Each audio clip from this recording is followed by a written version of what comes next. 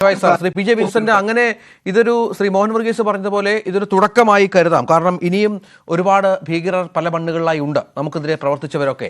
അവരെയൊക്കെ ഇത്തരത്തിൽ ഇന്ത്യയിൽ എത്തിക്കുക, വിചാരണ ചെയ്യുക, ഇത്തരം ആക്രമണങ്ങളുടെ നിജസ്ഥിതിയിലേക്കും രഹസ്യങ്ങളിലേക്കും കാര്യങ്ങൾ എത്തിക്കുക. ഇപ്പോൾ തന്നെ ഇതുമായി ബന്ധപ്പെട്ട പാക് ബന്ധമടക്കം വളരെ വ്യക്തമാകാനുള്ള എല്ലാ സാഹചര്യങ്ങളും ഉണ്ട്. മുംബൈ ഭീകരാക്രമണവുമായി ബന്ധപ്പെട്ട് കൊച്ചിയിൽ വന്ന് ഇയാൾ എന്തിന് താമസിച്ചു എന്നുള്ളത് വളരെ പ്രധാനപ്പെട്ട കാര്യമാണ്. നമുക്കറിയാം മുംബൈയും കൊച്ചിയും തമ്മിലുള്ള ഭൂപ്രകൃതിയിലൊക്കെയുള്ള ഒരു വല്ല സാമ്യമുണ്ട്.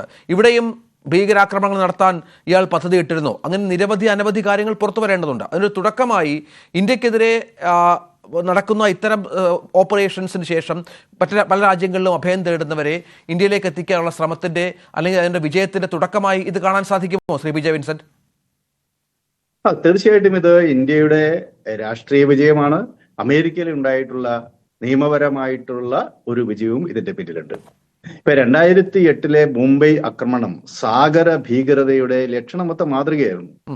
കടൽ മാർഗം കടന്നു വന്ന് മുംബൈയിലെ 8 സ്ഥലങ്ങളിൽ ഭീകരത അഴിച്ചുവിട്ട് 164 ആളുകളെ ക്ഷണം കൊലപ്പെടുത്തി, 300-ലധികം ആളുകളെ മാരകമായി മുറിവേൽപ്പിച്ച് ഇന്ത്യയുടെ സാമ്പത്തിക തലസ്ഥാനത്തെ അടിമുടി പിടിച്ചുകുലുക്കിയ അതിഭീകരമായ ഒരു സംഭവമായിരുന്നു 2008.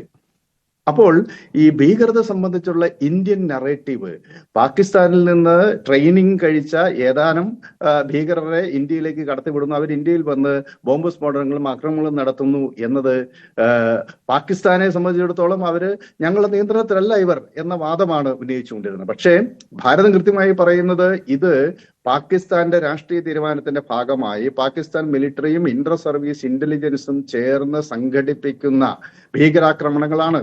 അതുകൊണ്ട് ലഷ്കർ ഇ തൈബയോ അല്ലെങ്കിൽ ഹർക്കത്തുൽ മുജാഹിദീനെയോ അല്ലെ ഇന്ത്യൻ മുജാഹിദീൻ പോലെയുള്ള സംഘടനകളൊക്കെ വെറും തീവ്രവാദ സംഘങ്ങളായിട്ടോ ഭീകര സംഘങ്ങളായിട്ടോ കാണാൻ സാധിക്കില്ല. മറിച്ച് അവര് പാകിസ്ഥാന്റെ ഏജന്റുമാരാണ്.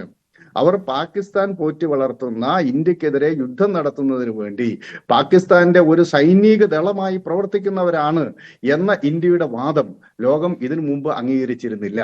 പക്ഷെ ഇപ്പോൾ അത് ശരിയാണ് എന്ന അവസ്ഥ വന്നിരിക്കുന്നു.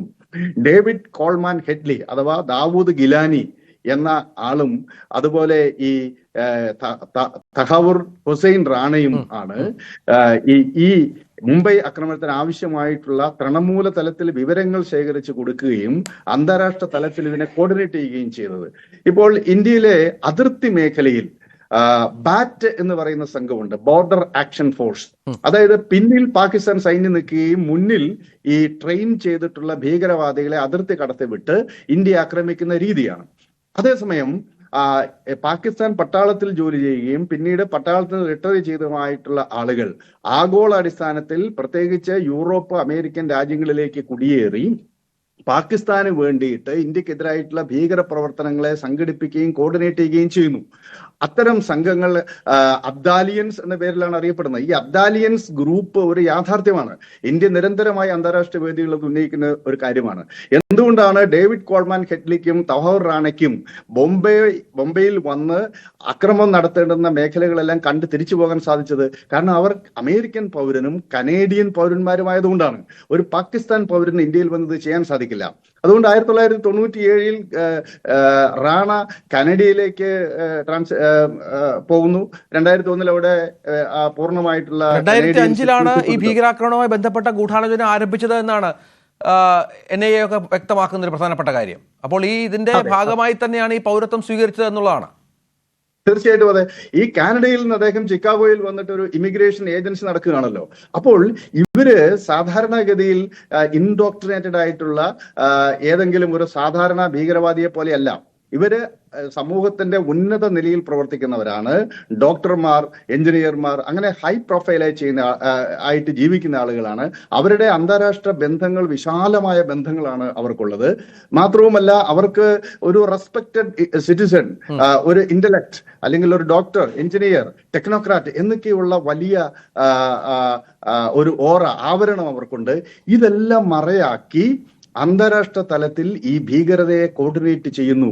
അത്തരം സംഘത്തിന്റെ ഏറ്റവും പ്രധാനപ്പെട്ട 2 കണ്ണികളാണ് ഡേവിഡ് കോൾമാൻ ഹെഡ്ലി. അദ്ദേഹത്തിന്റെ ഡേവിഡ് എന്നുള്ള അദ്ദേഹത്തിന്റെ പേര് ദാവൂദ് ഗിലാനി എന്നാണ്. അതുപോലെ ഈ താവൂർ ഹുസൈൻ റാണയും. അപ്പോൾ അതില് ഹെഡ്ലിനെ 35 വർഷത്തേക്ക് അമേരിക്കൻ കോടതി ശിക്ഷിച്ചിട്ടുണ്ട്. ഇദ്ദേഹത്തിന് 2023 ആദ്യം ഇല്ലിനോയ്സ് കോടതി അദ്ദേഹത്തിന് ഈ ബന്ധമില്ല എന്ന് പറഞ്ഞ് അദ്ദേഹത്തെ വെറുതെ വിട്ടതാണ്. പക്ഷേ പിന്നീട് നടന്നിട്ടുള്ള ലീഗൽ ഫൈറ്റിൽ അവസാനം അദ്ദേഹത്തെ സുപ്രീം കോടതി ശിക്ഷിച്ചു. വേണമെങ്കിൽ അമേരിക്കൻ പ്രസിഡന്റിന് എക്സ്ട്രഡിഷൻ ട്രീറ്റി നിലവിലുണ്ടെങ്കിലും അദ്ദേഹത്തെ ഇന്ത്യക്ക് കൈമാറാതിരിക്കാം, അതിനുള്ള സാധ്യതയുമുണ്ട്. പക്ഷേ ഏതായാലും ഇന്ത്യക്ക് കൈമാറാൻ വേണ്ടി തീരുമാനിച്ചിരിക്കുന്നു. ഇത് ഇന്ത്യക്ക് ലോകത്തിന് മുന്നിൽ കൊടുക്കാവുന്ന ഒരു സന്ദേശം, ഇന്ത്യൻ മണ്ണിൽ വന്ന് ഭീകരപ്രവർത്തനം നടത്തി യൂറോപ്പിലും അമേരിക്കയിലും അവിടുത്തെ റൈറ്റ് ലിബറൽസിന്റെ വിശാലമായ ജനാധിപത്യ മനുഷ്യാവകാശത്തിന്റെയൊക്കെ സംരക്ഷണത്തിൽ സുഖമായി ഇരിക്കാൻ സാധിക്കുമെന്നും നിരന്തരമായി അതിന്റെ മറ ഉപയോഗിച്ച് ഇന്ത്യയിൽ ഭീകരവാദം നടത്താൻ കഴിയുമെന്നും കഴിഞ്ഞ കാലങ്ങളിൽ തെളിയിക്കപ്പെട്ട കാര്യമാണ്. ആ അർത്ഥത്തിൽ ഒരു വാഴപ്പിണ്ടി രാജ്യത്തിന്റെ സ്റ്റാറ്റസ് നമുക്കുണ്ടായിരുന്നു. അവിടെ നിന്നാണ് നമ്മൾ അത് സാധിക്കില്ല, ഇന്ത്യക്കെതിരായിട്ട് അക്രമം നടത്തി അത് യൂറോപ്പിലോ അമേരിക്കയിലോ സിറ്റിസൺഷിപ്പ് എടുത്തിട്ട് അവരുടെ ഈ ലിബറൽ വലതുപക്ഷത്തിന്റെ സംരക്ഷണയിലും മൂല്യങ്ങളിലും അവിടെ സുഖമായിട്ടിരിക്കാം എന്ന് കരുതുന്നവർക്കുള്ള ഒരു താക്കീതായിട്ട് ഈ എക്സ്ട്രഡിക്ഷൻ മാറുന്നുണ്ട്. അത് ഒരു രാഷ്ട്രം എന്ന നിലയിൽ ഭീകരതയുടെ ഏറ്റവും വലിയ ദുരന്തം അനുഭവിക്കുന്ന ഒരു രാജ്യം എന്ന നിലയ്ക്ക് ഇന്ത്യക്ക് വലിയ ഒരു നേട്ടമാണ്. അത് 2001 പാർലമെന്റ് ആക്രമണം, 2008 ഈ മുംബൈ ആക്രമണം, പിന്നെയും ഉറി ഉണ്ടായി, പത്താൻകോട്ട് ആക്രമണം ഉണ്ടായി, പുൽവാമയുണ്ടായി, ഇനിയും എത്ര ഉണ്ടാകും എന്ന് നമുക്ക് പറയാൻ സാധിക്കില്ല. ഇപ്പോഴും ഭീകര സംഘങ്ങളുടെ അക്രമത്തിന്റെ നിഴലിലാണ് ഭാരതം.